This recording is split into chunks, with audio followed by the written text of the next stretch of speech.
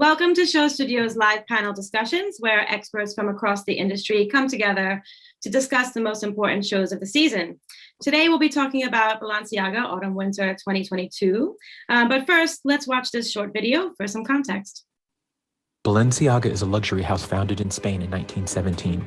Its namesake founder, Cristobal Balenciaga, avoided publicity to set his own fashion schedule that applied technical solutions to couture garments. He moved to Paris in 1937 to establish the Avenue Georges V location, where innovative shapes like the C-curve, extended hips, the trapeze, and the balloon sack cemented Cristobal as the master of haute couture. Balenciaga closed his house in 1968, being disgusted by ready-to-wear's easy separates. "I will never prostitute my talent," he said, and chose to retire. The house reopened in 1986, striking gold with new creative director Nicolas Ghesquière in 1997. He maintained Cristobal codes of rigorous innovation that combined 18th century romance with a 1980s rock spirit, science fiction, and street style. He revolutionized fashion with forward-thinking modernity that left Chloe Sevigny, Jennifer Connelly, and Charlotte Gainsbourg lusting cargo pants, biker shearling jackets, lariat bags, and heels. He was unceremoniously replaced by Alexander Wang in 2013. Demna Vasalia became creative director in 2016. Now known as Demna, he projects Cristobal's concepts to modernity and beyond. His first collections focused on iconic historic shapes, plus trademark polka dots, florals, and stripes. Later collections celebrate the joy of IRL shopping, parody to government assembly, rising sea levels from global warming, and The Simpsons taking over Paris Fashion Week. Demna loved the 50s and 60s in his couture debut last summer, then the 90s for pre-fall 22. He keeps Balenciaga current with Kim Kardashian and Justin Bieber as VIPs, yet future-focused with a fit set for Fortnite. As Balenciaga explores the metaverse, is Demna's latest autumn-winter collection in conflict with the notion that our lives can be virtualized, digitized?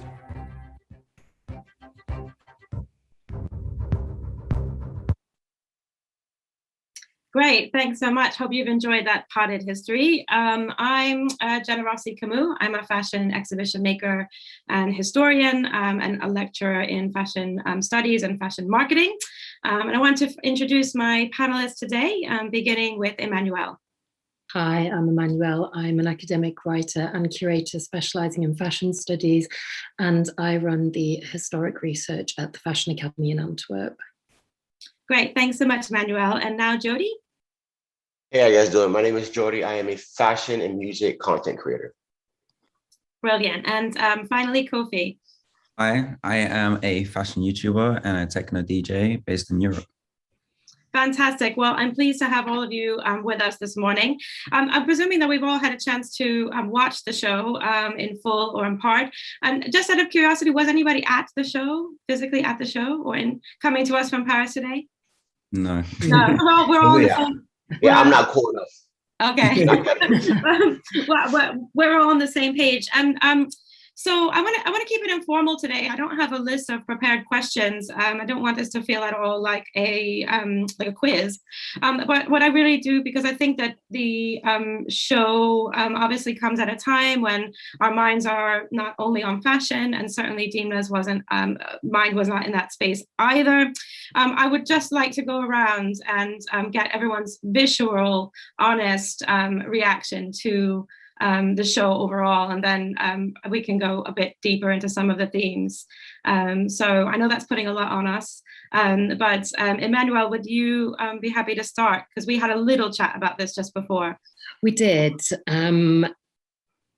I was really pleasantly surprised to finally see a reaction in the industry at Fashion Week and outside of Fashion Week to the current war that is going on, that I felt was authentic and genuine.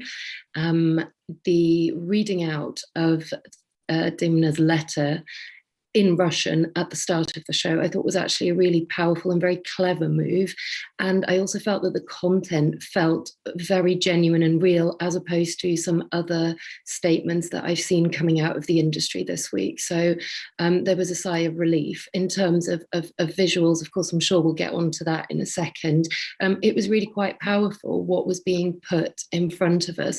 And you couldn't help but draw some really profound parallels with reality, which is not something that happens that often in fashion. Yeah, absolutely. Well said. So Jody, how about you? How did you feel about the overall messaging and the show in the broader context? It felt real.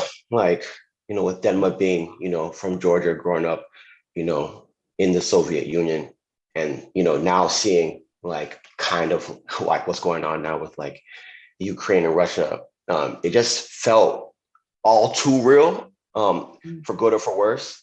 But just like a straight visual reaction, it was a great show. I mean, if like on past shows was more based on like, like the metaverse or like deep fake, and everything is like more post society, right? So like everything being out on the internet. Now it's like, yeah, that's over. Like this is reality. Like, so yeah, it was a good message. Yeah, absolutely. I agree. I think it's deeply felt in just reviewing Demna's work in preparation for today. I was really, I think the key words for me had always been irony and humor, hyperrealism, and actually I was worried. I thought, where is it going to go now? And also, how is there a continuity in what he's done from season to season? That is one's own intention about where to go with their work, but which obviously is always about keeping relevant, and how do we respond to things on the largest scale possible, while using fashion as this microcosm. And Kofi, so how about you? What were your sort of initial takeaways? I mean, like my first initial response was after the Russian note. It was a soundtrack, and I'm aware that the person that takes care of Demna, a really close person with Demna, is Befriend, and he has really good knowledge of like Soviet soundtracks. And it's almost like it was a display. It was split into thirds, which I noticed, 3 different soundtracks, and it almost divided the show into 3 different decades of how you deal with emotion and a reaction to a time. So the classical start, it was kind of moving, and it was very just like dramatized, and it felt like a special moment to be a part of if you were at the show. And then you're taken away to like chill techno, and I believe it's around like the 2000 era now, when in Eastern Europe you had like rave culture starting to pick up and mild on drugs, and you're just trying to numb the pain that you're experiencing from reactions of Soviet Union, and like especially Ukraine that left the Soviet Union, I believe in 1993, around that era. And then it ends with a hardcore like Eastern European soundtrack, which is, I guess, is like, I don't know, it's kind of referencing like the hard drugs of just like numbing reality and just getting on with your life. And that's what I kind of took away from it, how he used sounds to like really storytell.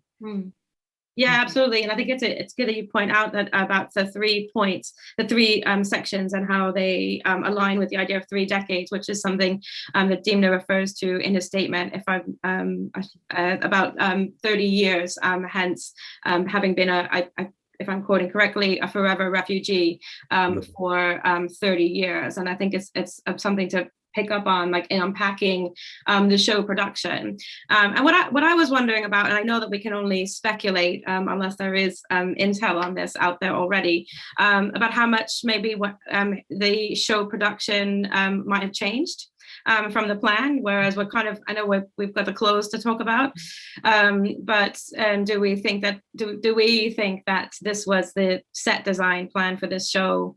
When this, yeah. Because even though, and I fully agree with what you said in terms of what the previous references have been, I think now looking back at some previous seasons, and in particular the presentations in the past 2 years, actually that apocalyptic feel was already creeping in, both in terms of design and styling. So maybe this was how it was always going to look. But I had exactly the same. The second I saw models walking out, I thought, I wonder if the bags have been added. And they were an incredibly powerful statement. But I'm with you. That was my first thought. I was like, okay, this is clever. This is really poignant. Has this been added last minute? Obviously in response to what's going on. Yeah, that trash bag was what I was wondering as well. Like the message of like, when you're a refugee, you don't have the luxury to bring everything, you have to get what you could literally bring on your back. So I was wondering, was that always going to be a part of the show, or was that added recently? It looked super cool. I mean, I feel like the trash bags, like when I'm a kid and I know I spent a lot of time in Eastern Europe, luckily, especially in Ukraine and Slovakia. And one thing you do notice is when it's like bin day, you do throw on you see people throwing on just random boots. You can find like your dad's boots or your mom's heels, and you just get the trash and you just throw it out. And it's like, I feel like that was like kind of like, I feel like this is very relatable for Eastern Europeans, you know? And it's like, unless you were raised around that, it's kind of hard for us like see that relation there. Yeah, absolutely. I mean, I think and really impactful that very first shot was the bag. And I'm telling Emmanuelle, I haven't actually watched any shows, hardly any, because I've been watching the news. And so there was this immediately striking, you know, this is that hyper reality almost. You are commenting on exactly what we've been seeing in a different way. And I think, the landscape and also just this, well, there's a fashion walk, right? And there's the shoes and there's the boots.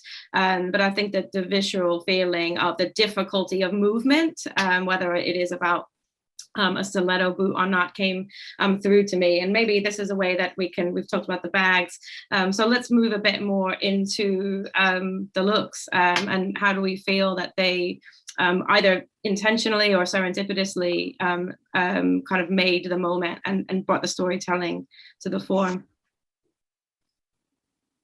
Yeah, I mean, straight off the bat, Demna's the king of just irony when it comes to outfits. And even relating to what you said earlier, Emmanuelle, with how he's creating like a dystopian reality, I feel like the metaverse kind of helps him create. I don't know if you saw when he created a game and you could play the game with the VR set.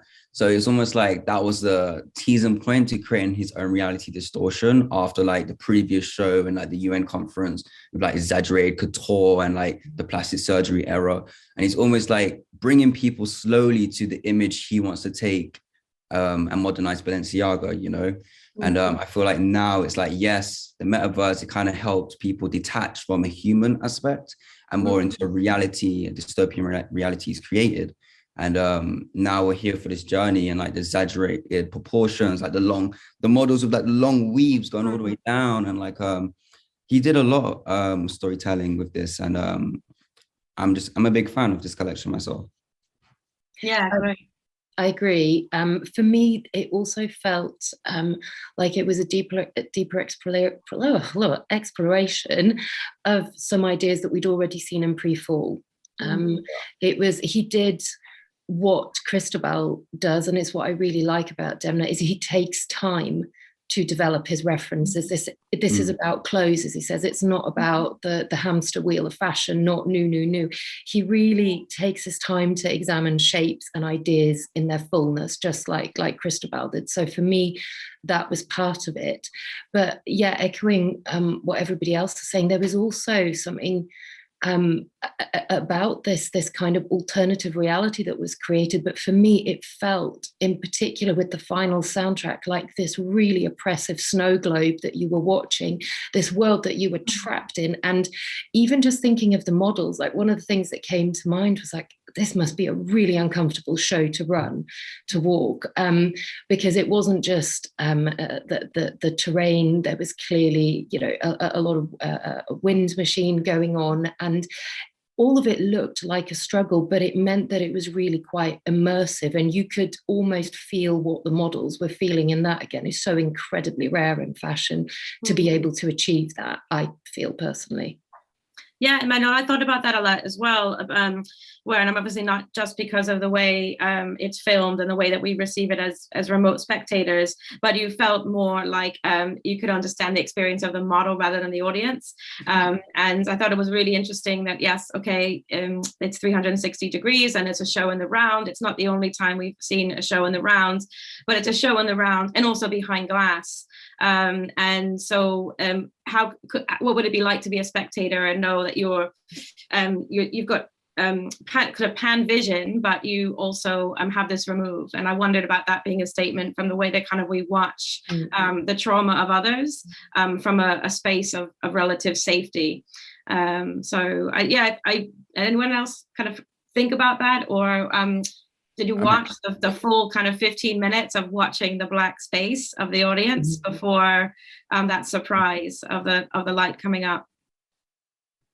I mean, like the whole aspect of like the 360 dome, it kind of referenced to like how Demna appropriated or like took what Cristobal was doing in terms of tour. So like 360 3D movement of clothing and how it like accentuates into shapes and stuff. And like with this 3D realm, it kind of takes you out of the outfit and into the world, you know, like you're zooming out from the outfit into the world and seeing how his tailoring works in a moving environment, a real environment, you know, which I really loved myself. Yeah. From my research, it seems like Cristobal was very obsessed with like how fabrics were, right? Like how to like manipulate fabrics and how to differentiate himself against like his peers. And I think Demna did a really good job with having the show being, you know, in this dome and in the snow, and then having the wind moving, and then having the dresses move. It was sick. And then especially at the last model that had, you know, the blue dress, and when she was walking and then having the lightning in the background, it was just a really good visual, like just visually pleasing. Yeah, absolutely. I mean, Cristobal Balenciaga's sort of signature codes, the 360, I hadn't actually thought about that before, about the front and the back and all around being as important. And I felt like in the stock view of this snow globe kind of set, we really conscious of silhouette. And the movement is a movement that is not just a natural movement of someone walking the way in his couture show it was, but it was a movement that was governed by, you know, weather, wind, and kind of strife. So you kind of putting those silhouettes under stress was, I think, deeply felt throughout. And also just the black, because you know, it's well known that Cristobal Balenciaga cut his 12s in black, and it seemed very fitting. But I'm quite interested about that blue dress. Could we talk a little bit more about that final moment, not just the lightning, but that, you know, how did it feel as an end moment for you? It felt very natural. In a way, it looked very strange. And again, one wonders to what extent was this added to the lineup, maybe in the last, you know, week, 10 days or so. But given that all the attendees got T-shirts in blue and yellow, it also felt like a way of uniting the audience to what had been going on from a distance. You know, they were there, but yet, you know, as we've discussed, that they're completely sheltered. So it felt like, you know, again, a really good moment to make a political statement, while also, you know, showing off a thing of beauty, because it was incredibly beautifully not just made, that dress, but the way that it was presented. Although that was the moment where I thought, you really don't want to be walking this show, but it also really felt like a connecting moment with the audience for me. Yeah. Absolutely. And I wonder that aftermath of you know, how long did people wait before they exited the room? Were people putting the T-shirts on? Did, you know, how was the room affected?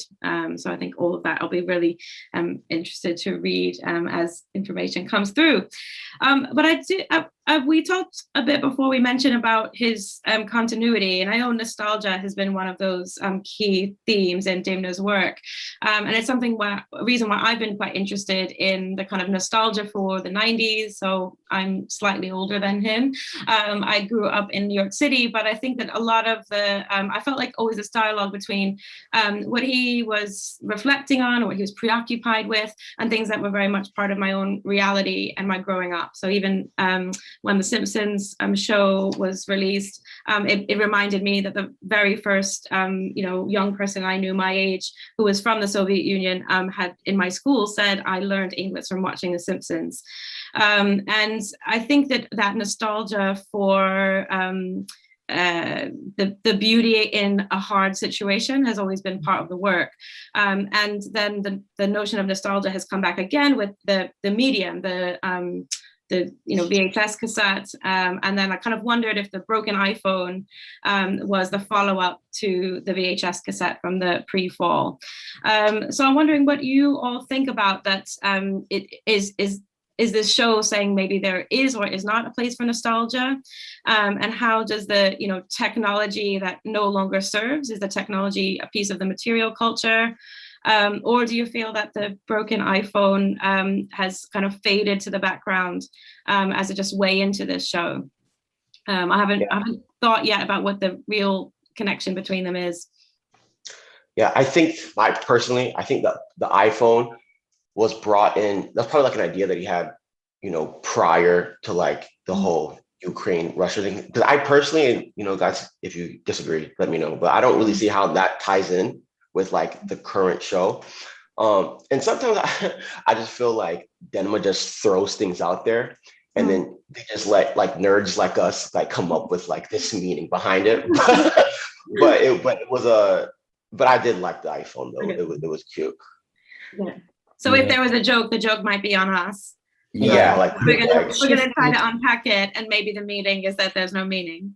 I mean, I feel like he's like a genius when it comes to like marketing myself. Like when the Crocs first came out, that was all over meme culture. And like this iPhone really brought eyeballs to his show. So I just don't think there's a meaning. I think it's just marketing. I agree, but see, I disagree with both of you in the sense that he's a very, very clever man, and he not only understands his audience incredibly well, he understands history and the value of research really well. And given when this went out, I think there might have been something else implied, but probably, the fact that we are returning to real life because COVID restrictions are being lifted. So there is this idea that we don't need to be glued to our phones and the internet all day anymore. It might have started off as something quite harmless, but weirdly, it can be completely recast in the current climate as get off your phone, stop kind of doing the virtue signaling, the hashtags for Ukraine, and actually do something useful, which I think, Balenciaga, in particular with their social media, have done in the last week to wipe it and to link to the food program, to highlight what you can actually be doing and what they as a company have thrown their weight behind. So weirdly, even though it probably wasn't intended, it still has quite a profound meaning for me. Yeah, absolutely. And I think again the obsolete technology or the broken, I think initially this also stands as a statement about throwaway culture and sustainability. I wondered, why is it significant that they are all iPhones, not all kinds of phones?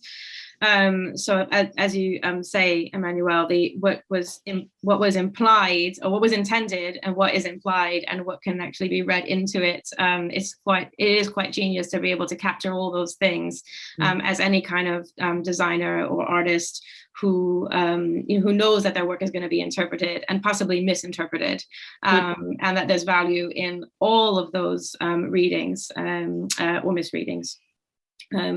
So I see we've got many images of the phone up on the screen. So I think we do have a bit of time left, but and we've covered quite a lot in terms of the context of the show and the looks and in the continuity of Demna's work.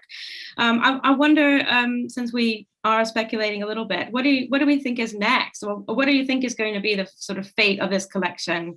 What are the things that we think that we are going to see on social media as being the most popular, the most desirable, consumable of the looks, and also those bags? How might those bags become an emblem of this collection or this moment? Yeah, that's what I was wondering as well. What pieces are going to be spoken about? So what Demna has done a really great job is being able to like market these things and like somehow always being able to tap into like the zeitgeist, right? Like, and I wonder, are those bags going to be for sale? Like, are we gonna have people walking with trash bags, like, $1,500 trash bags at the airport? Like, funny story, like whenever I'm traveling, like sometimes you might see somebody like with a trash bag with their clothes in it. And like, yo, come on, you couldn't get luggage? Like, why do you have a trash bag? 6 months later, now you're going to see like the little influencer girls with trash bags. Like, so I wonder if that's actually going to be a piece that's going to be sold. But yeah, he always knows how to, like, even though this show is like more serious, especially with like the context of like everything that's going on, he still knows how to create these little moments to have people talk. And possibly moments of levity or irony. I don't know, when we see the influencer with the trash bags, you may need to check in with me then and see how I feel about it. But today I do think that it's been put in intentionally. And of course, we've seen this also genealogy of the kind of, disposable or non-fashion bag being turned into a fashion item. So it's a trope, in fact, but maybe a trope that's even more striking to us at the moment. But Emmanuelle, what do you think about the resonance or the particular, I guess, commerciality of any of what we saw today? To me, it's the same as with most of the Balenciaga shows. The big sellers are going to be the accessories, the bags, and the shoes, and they are ultimately what kind of fund the looks that you quite often get just before the end, which tend to be the most intricate, the most complex, and that really show off quite advanced and really interesting pattern and cutting skills, which again, for me, is about the house DNA. Mm-hmm. In terms of how will this show be remembered, this is going to be like the Hussein Chalayan displacement show. People will be talking about this in fashion books in decades to come, I think. Not just the show, but it was everything that put it together. It was the statement that framed it. So I think this is quite an important moment in fashion, because if we think about how, 5 years ago, fashion really struggled to take up a political position, we've come quite a long way. For many brands, virtue signaling at best and done in a really awkward way. But if we look at the seismic shift in the last decade, this is important.